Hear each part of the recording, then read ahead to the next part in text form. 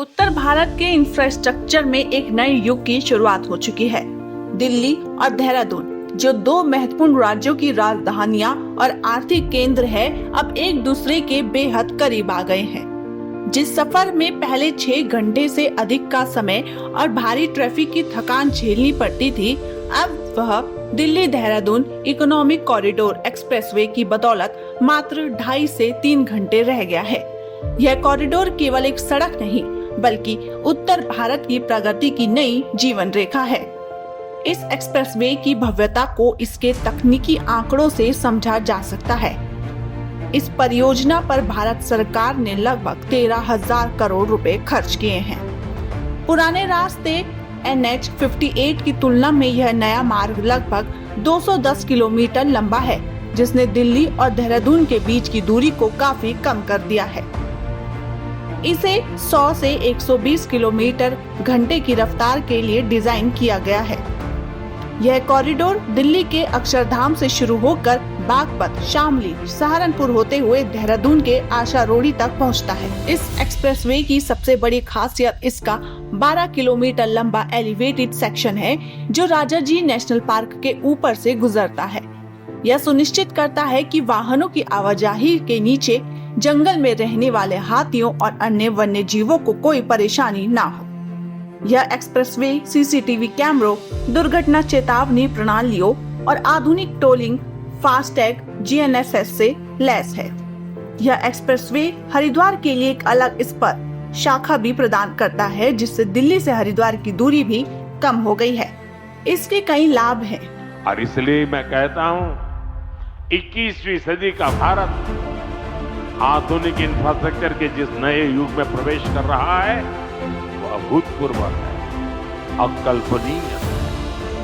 साथियों, आज भारत के अलग अलग हिस्सों को जोड़ने वाले अनेक इकोनॉमिक कॉरिडोर उस पर काम चल रहा है। जैसे Delhi Mumbai industrial corridor, Bengaluru Mumbai industrial corridor, east coast economic corridor, Amritsar Kolkata industrial corridor, ऐसे बहुत से इकोनॉमिक कॉरिडोर देश में बनाए जा रहे हैं। इकोनॉमिक कॉरिडोर प्रगति के नए द्वार है, गेटवे हैं, डोर है, और इनसे उम्मीदों की डोर भी जुड़ी हुई है।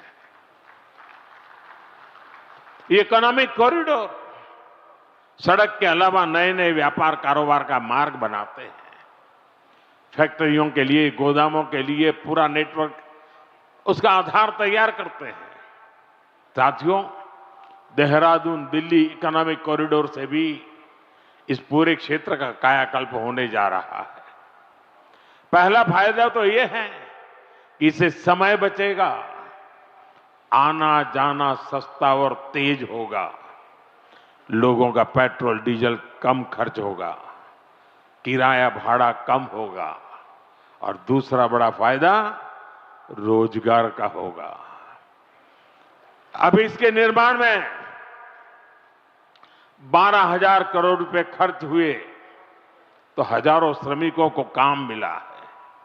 साथ ही जो इंजीनियर है, अन्य स्किल्ड वर्कफोर्स है, ट्रांसपोर्ट है, उससे जुड़े साथी हैं, उनको भी बहुत बड़ी मात्रा में काम मिला है। किसानों और पशुपालकों की उपज भी अब तेज गति से बड़ी मंडियां और बड़े बाजारों तक पहुंचेगी। साथियों, इस शानदार एक्सप्रेसवे से उत्तराखंड के टूरिज्म को बहुत ही बड़ा फायदा देगा। देहरादून, हरिद्वार, ऋषिकेश, मसूरी और 4 धाम यात्रा के लिए ये सबसे प्रमुख मार्ग बनेगा। और हम सभी जानते हैं, जब टूरिज्म का विकास होता है तो हर कोई कुछ न कुछ कमाता है।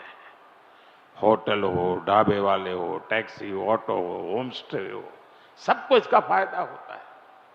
साथियों, मुझे खुशी है कि आज Uttarakhand winter tourism, winter sports और मेड इन इंडिया शादी के लिए बहुत बेहतरीन डेस्टिनेशन बनता जा रहा है।